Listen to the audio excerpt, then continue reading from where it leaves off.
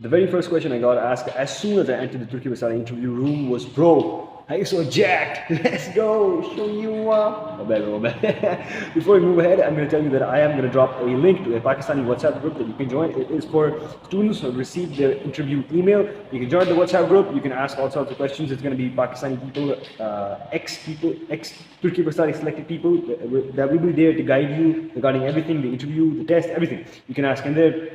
I'm not going to be in the group, but yeah, you can join it. Now, let's move on to the video. The very first question I got asked, except for was, who is Ammar? I literally sat down. Let me explain you something about the setup. You come in, you sit down, and then there's a table. At least this is the way it was for me. There's a table, there's the guy sitting over here, and there's the guy sitting over here. This guy is going to ask you the questions, and this guy is going to check your documents. Remember to take your documents with you, alright? You need to take your documents, everything that you uploaded onto the Turkiye Burslari portal, you need to take them with you. And if there are some like online certificates, for example, there are certificates you don't have like in paper, there are like online certificates or something, just print them and show it to them and tell them, okay, this is an online certificate.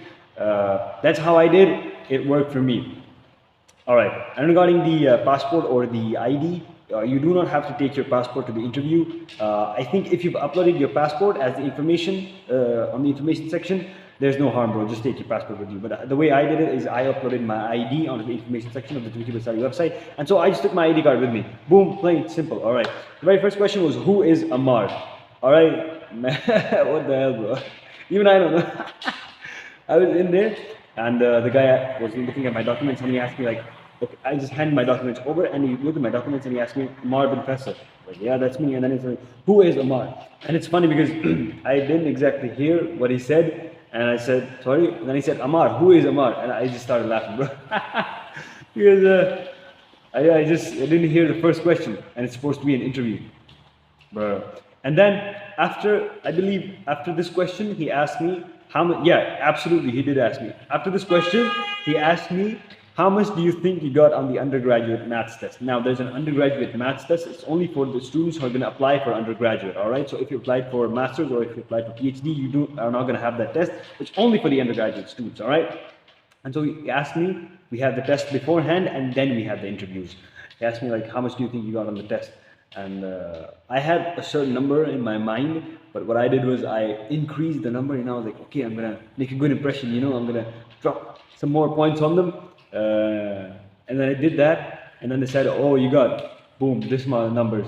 The undergraduate maths test is actually 40 points, and so I had like 28 in mind, and so I said, I'm gonna get like 31, 32, you know, and then he said, oh, you actually got 26. Oh, God damn it, screw you, bro. Oh, it was. What I said was like, oh, brutal. That's just brutal. And then he said, oh, like, this is bad for you. Like, and I don't know if I remember this wrong, but the way he said, like, oh, is this bad for you? Was like, oh, this is actually a pretty good score, bro. Little bro, don't worry. Is this bad for you? No, I don't want to glaze myself, but that's the way I remember it, bro. Think whatever you want. And then after this, so okay, so if you have your undergraduate maths test, just be honest with them, bro. If they ask you how much you're gonna get, in fact, like, low ball or something, bro, because they know exactly how much you get. And then is the part about family. He started asking me about my family and what do my parents do, how many siblings do I have, what do they do I, you know, this, that, and he actually, yeah, and he asked me, my sister, she actually studies in university, and he asked me a lot about her, you know, okay, so this, that. And which university, and is it a public or a private university? He even asked the university my sister studies in, is it a public or a private university? Because my difference, bro. He was trying to figure out if I deserve the scholarship or not. And one more interesting thing, by the way, the documents that I submitted had Beacon House School System written on them, and you know it's an expensive school, bro. And he asked me like, Beacon House School System, it's a private school, right? And I said, yes. Isn't it expensive? That's what he asked, bro. He knew, bro. He knew. He asked like, isn't it an expensive school? And I had a very good answer for that because my mother actually taught in Beacon House, and so I studied there for free, bro. And as soon as I told this, he just started smiling because, you know, he couldn't get me. And so part about the family, and he also asked like some people, how did you like get here, you know, they're just trying to chat with you, okay, this certain chat, and then they're going to move on to the real question. And so they ask like, how did you come here, you know, is this a city where you live in, are you staying in a hotel, are you staying in a relative's home? You're going to give those kind of answers. I don't think he asked me, but he did ask a lot of other people. Or did he ask me? I don't know. But it is something you need to have in mind. You're going to make an initial chat about your family, about yourself, about how did you get here, or whatever. And then the question you are absolutely going to get asked is, why are you going to study the career that you've applied for? For me, example, for me, I applied in mechatronical engineering, mechatronic engineering. Oh, I don't even know what, what the heck, bro. But he asked me like, why do you want to study in this? And I had a very good answer prepared for that, and my answer went something like, oh, my sister, she studies in Lahore, and so Lahore is one of the most polluted cities in the world. And so what I want to do is I want to study mechatronic engineering, and I want to get into electric vehicle sector. And once I get into electric vehicle sector, I want to like bring electric vehicles into the market, you know, mainstream roads, bring them to the roads. And so Lahore is going to become a better place, you know. I'm going to help Pakistan make exchange, you know, this, that. I was in there with ambition, bro. Okay, I had vision, I had ambition. This is something. Yeah, that was my answer, bro. Learn from whatever you can, bro. It wasn't perfect, bro, but it worked, man. It worked. I'm just putting it out there. I'm putting it out there. And so another question he asked me, like, what would you do after your studies? And I had this question in mind. I knew he was going to ask me this, and so I had an answer prepared. I like basically discussed with ChatGPT as to whether I should say like I'm going to remain there in Turkey, or am I going to come back? And ChatGPT said, and what I think is a better answer as well, is that you should come back to your own country, because it really reframes your motivation to go to Turkey as only for a studying goal, and not for like a migration goal. You know, you're not trying to. Yeah, that's it, bro. I'm gonna put it right there. And another interesting thing was that he asked me, well, once I mentioned about the electric vehicle stuff and everything, he asked me like, okay, so do you know? And I had some like, I mentioned some statistics and stuff, and he mentioned like, also, do you know which company is the biggest electric vehicle producer in Turkey? And I knew the answer for that, bro. I knew the answer for that. I was so proud of that moment, bro, because I did a lot of research. I knew a lot of stuff that I didn't use, and this one fact as well. And so I just told them, okay, yeah, this company, Togg, it's T-O-G-G, I don't know how they say it. That's how I said it, I just said Togg, bro. And I told them, like, I don't know how you pronounce it, but Togg. And then he said that they started, like, you know, because they knew I was right, bro, let's go. And then what he did was, like, what he asked me was, okay, so have you looked at the cars, do you know the models and stuff? And there was a choice, like, I could say yes, you know, or I could just say no, or be honest, you know. I could lie and say yes, or I could just be honest and say no. And what I did was I just said no. I haven't seen the models, but I know that they're doing a great job and stuff. And so what he did was he pulled out his phone from his pocket and he showed me like a picture of two cars. They were both from the same company, Dodge. I knew their logo at least I did back then. I don't know. And then he told me like, okay, this is the car I own. And this one is the car that I took for a test drive and stuff. And one of the cars was like an SUV, the one that he owned, and the other one was like a really cool, you know, it was a sports car or something. And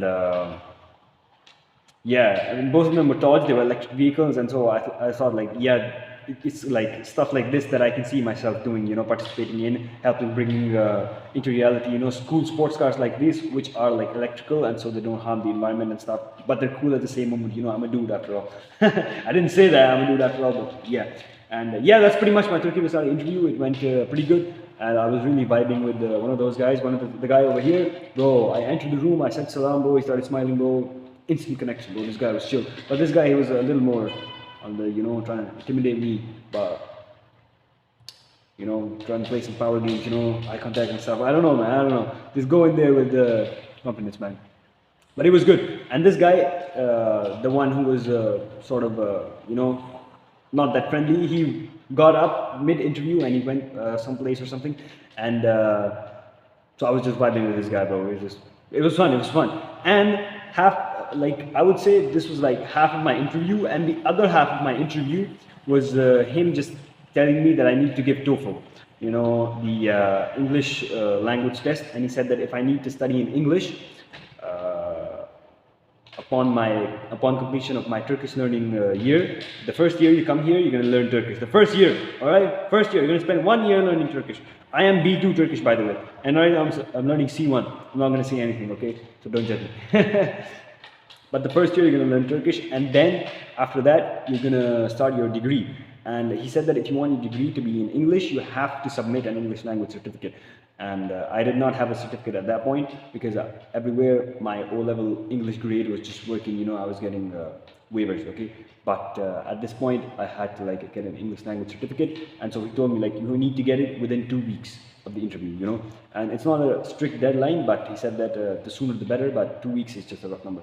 And half of the interview, I was just explaining to him like, okay, my English is like pretty good, you know? Can't you hear me? Can you hear my accent, bro? I don't even have the Pakistan. And then he said like, oh, you know, we're not, I said like, my English is pretty good, can you hear? Like, we're talking, I didn't say like, can you hear? But like, I said like, from our conversation, I believe you can tell that I have like pretty good English. And then he said that, oh, we're not actually, he just started laughing and he said that we're not bargaining, I'm just trying to help you, okay? He said this twice. And so I was like, okay, bro, help received, I will sit for the test. And he asked me like, okay, can you sit for the test? And I said like, it depends on the price of the test, bro. I'm absolutely gonna sit for the test, bro. I don't care how expensive it is. If it means studying in English, bro, I'm not studying in Turkish.